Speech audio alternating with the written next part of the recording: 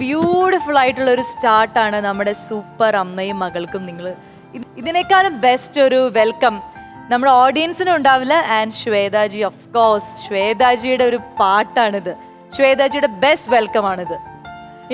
എന്നെ സംബന്ധിച്ച് ഇത് എൻ്റെ ഒരു ഓട്ടോബയോഗ്രാഫി എന്ന് പറയാം. It's A beautiful. എനിക്ക് തോന്നുന്നു എനിക്ക് കിട്ടിയ ഒരു വലിയൊരു ഭാഗ്യമാണ്.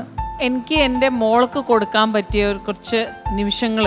അതെ അതെ, ഒരു ഹാർഡ് ഡിസ്ക് അവൾക്ക് കൊടുത്തിട്ടുണ്ട്. ഞാൻ പറഞ്ഞു അവള് 16 വയസ്സാകുമ്പോൾ ആ ഹാർഡ് ഡിസ്ക് നിനക്ക് ഞാൻ പ്രസന്റ് ആയിട്ട് തരും.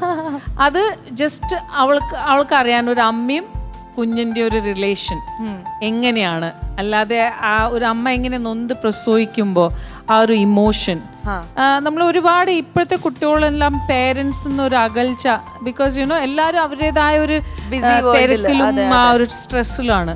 അതിൻ്റെ ഇടയിൽ അവളൊന്ന് അറിയാൻ വേണ്ടി ഇങ്ങനെയാണ് ഒരു പേരന്റൽ, അല്ലാതെ ആ ഒരു ലവ്, ആ ഒരു കണക്ട്, ആ ഒരു ഇമോഷൻ, അതാണ്. അപ്പോൾ എനിക്ക് തോന്നുന്നു അതൊരു ഭാഗ്യമാണ്. അവള് കൊട്ടി ആഘോഷിച്ച് ഇന്റർനാഷണൽ ലെവലിൽ ഒരു ന്യൂസ് ഉണ്ടാക്കിയിട്ടാണ് അവൾ ഈ ലോകത്ത് വന്നത്. ആ ഒരു സിനിമ ഇറങ്ങുന്നതിന് മുൻപ് തന്നെ എത്രയൊക്കെയോ ചർച്ചാ വിഷയം. അപ്പൊ അതിന്റെ ഒക്കെ ഭാഗമാണ് മോള്. ഇത്രയും വലിയ ഭാഗം. അത് മാത്രമല്ല മോളുടെ മുകളിൽ കേസ് ഉണ്ടായിരുന്നു. എനിക്ക് തോന്നുന്നു ഏറ്റവും ചെറിയൊരു കക്ഷി എനിക്ക് തോന്നുന്നു 10 ദിവസം ആവുമ്പോ അവളുടെ മുകളിൽ ഒരു കേസ് ഉണ്ടായിരുന്നു. അവളുടെ സ്വകാര്യത വിറ്റ് കാശുണ്ടാക്കുന്നു എന്നൊക്കെ പറഞ്ഞ്. ഇന്ന് അവൾക്കൊരു ചമ്മലാണ്. ഒബ്വിയസ്ലി 10 വയസ്സാണ്. അപ്പൊ എല്ലാരും അവളോട് ചോദിക്കും ലാലിക്കുട്ടിയാണോ ലാലിക്കുട്ടി എന്നൊക്കെ. അപ്പൊ അവൾക്കൊരു എംബാരസ്മെന്റ് ആണ്. ഒബ്വിയസ്ലി അതൊരു ഫേസ് ആണ്. But she is very proud because ആ ഒരു പാട്ട് കാണുമ്പോൾ അപ്പോൾ എൻ്റെ വയറെല്ലാം ഇത്ര വലിയ വയറെല്ലാം കാണുമ്പോൾ അപ്പോൾ അവൾ പറയും അമ്മ അമ്മയുടെ ടം ടമ്മിൽ അമ്മ ഞാനാണമ്മ എന്ന് പറയും. അപ്പോൾ അങ്ങനെയൊക്കെ. So that's A beautiful moment. എന്തായാലും ഞങ്ങൾക്ക് ഇത് ഭയങ്കര പ്രഷ്യസ് മൊമെൻ്റ് ആണ്. ഇത്രയും എന്താ പറയുക, പ്രൊഫഷണലായിട്ട് ഞങ്ങൾ പാട്ട് പഠിച്ചിട്ടോ ഒന്നുമില്ല. പക്ഷേ ഈ ഒരു സോങ് മാമിൻ്റെ മുന്നിൽ ഇങ്ങനെ ലൈവായിട്ട് പാടാൻ പറ്റുക എന്ന് പറഞ്ഞാൽ ഭയങ്കര ഒരു എന്താ പറയാ. ഞാൻ നിങ്ങൾ ഇവിടെ വന്ന് പെർഫോം ചെയ്തപ്പോൾ ഏറ്റവും ഇഷ്ടപ്പെട്ടത് നിങ്ങൾ ലൈവായിട്ട് പാട്ട് പാടുമ്പോൾ ഒരു സ്റ്റേജ് കിട്ടുക എന്ന് പറഞ്ഞാൽ അതിൽ പാടുക. നമ്മൾ അത് മ്യൂസിക് ഒന്നുമില്ല കേട്ടോ, ജസ്റ്റ് ആ ഒരു ഇത്, അതൊക്കെയാണ് ബ്യൂട്ടി. അത് ലൈവാണ്, അത് ജെന്യുവിൻ ആണ്. So I can see that. Thank you so much. Super. അപ്പൊ താങ്ക് യു ഞങ്ങളുടെ സൂപ്പർ അമ്മയും മകൾക്കും ഇത്രയും നല്ല ഒരു ഇൻട്രോ തന്നതിന്. Thank you so much. Thank you. അപ്പൊ അങ്ങോട്ടേക്ക് ഇരുന്നോളൂ. ആൻഡ് ശ്വേതാജി ഇപ്പോൾ പറഞ്ഞല്ലോ ഒരു പ്രഗ്നന്റ് ലേഡി എന്ന് പറയുമ്പോൾ അവരുടെ ഫാമിലിയുടെ സപ്പോർട്ട്, ഹസ്ബൻഡിന്റെ സപ്പോർട്ട് ഒബ്വിയസ്ലി വേണം. അതുപോലെ തന്നെ ഡോക്ടറിന്റെ സപ്പോർട്ട് ഭയങ്കര ഇമ്പോർട്ടൻ്റ് ആണ്. ആൻഡ് നമ്മുടെ ഇന്നത്തെ ഈ ഒരു പ്ലാറ്റ്ഫോമിലും നമ്മുടെ പെർഫോമർ ആയിട്ട് വരുന്നതും ഒരു gynaecologist.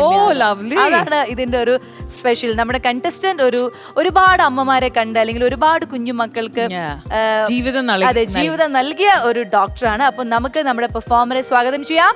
So let's welcome doctor Deepa Madhavan and Devananda.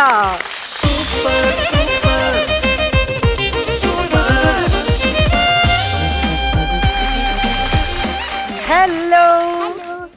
Okay, അപ്പൊ നമ്മളിതാ ഇന്നത്തെ എപ്പിസോഡിൽ കൂടുതൽ ഇങ്ങനെ ഗൈനക്കോളജിസ്റ്റുകളെ കുറിച്ചിട്ടും അവരുടെ ഒരു സപ്പോർട്ടിനെ കുറിച്ചിട്ടും ഒക്കെ ഇങ്ങനെ സംസാരിച്ചുകൊണ്ടിരിക്കുകയായിരുന്നു. അപ്പോൾ എന്താണ് പറയാനുള്ളത്? നിങ്ങൾ ഒരുപാട് അമ്മമാരെ കാണുന്നു, ഒരുപാട് കുഞ്ഞുമക്കളെ കാണുന്നു, അതിനുശേഷം ആഫ്റ്റർ പ്രഗ്നൻസിയും അവരെയൊക്കെ മീറ്റ് ചെയ്യുമല്ലോ. അപ്പം എങ്ങനെയാണ് ആ ഒരു ലൈഫ്? തീർച്ചയായും എൻജോയ് ചെയ്ത് തന്നെയാണ് ചെയ്യുന്നത്. പലപ്പോഴും ഡോക്ടറിൻ്റെ അടുത്തെന്ന് പറഞ്ഞു കഴിഞ്ഞാൽ എല്ലാവരും അസുഖമായിട്ട് ഇനി അങ്ങോട്ട് പോവരുത്.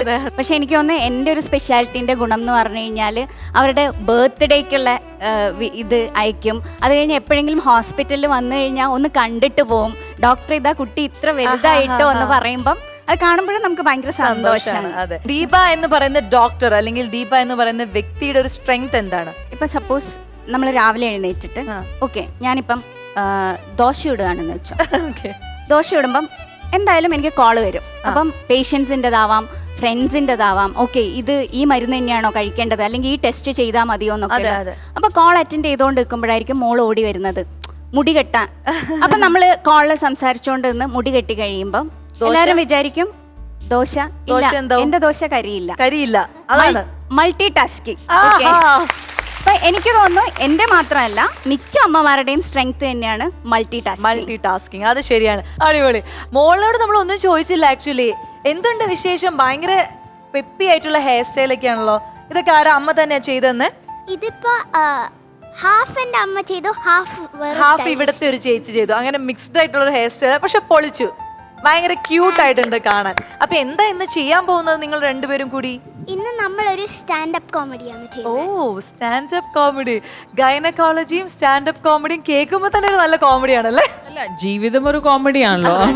അതുകൊണ്ട് And എനിക്ക് തോന്നുന്നു ഒരുപാട് ഈ ഡോക്ടർക്ക് ഒരുപാട് ആൾക്കാരെ കണ്ടും അവരുടെ പ്രശ്നങ്ങളൊക്കെ കേട്ട് ഒരു മനസ്സിൽ ഭയങ്കര ഒരു കോമഡി സ്ക്രിപ്റ്റ് തന്നെ റെഡി ആയിട്ടുണ്ടാവും അല്ലേ? അതല്ല, ഇത് കോമഡി ആവോ ഇല്ലയോ എന്നൊന്നും എനിക്ക് അറിയില്ല. അതെ, കോമഡി ആകുമോ ട്രാജഡി ആകുമോ എന്നുള്ളതൊക്കെ നമുക്ക് വഴി അറിയാം. രണ്ടും കൽപ്പിച്ചങ്ങ് പറയാ, വരുന്നിടത്ത് വെച്ച് കാണാം അല്ലേ? അത്രേ ഉള്ളൂ. അപ്പൊ എന്തായാലും നമുക്ക് ഇവരുടെ ഒരു AV കണ്ടിട്ട് പെർഫോമൻസിലേക്ക് കിടക്കാം. യെസ്, വരും.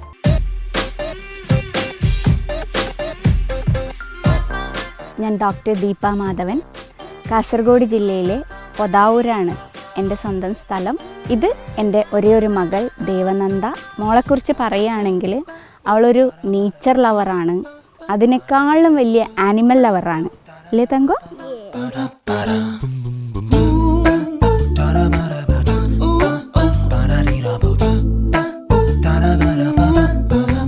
ഞാൻ ദേവനന്ദയാണ്. ഞാൻ 5ാം ക്ലാസ്സിലാണ്. എനിക്ക് മൃഗങ്ങളെയും പ്രകൃതിനെയും ഭയങ്കര ഇഷ്ടമാണ്.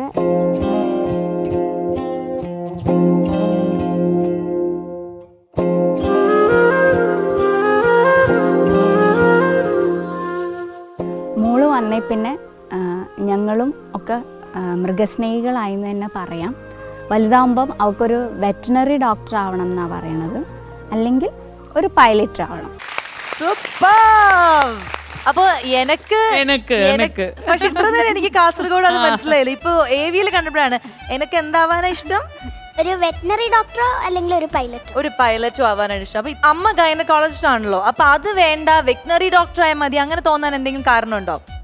അമ്മ ശരിക്കും എന്താ ചെയ്യുന്നത്?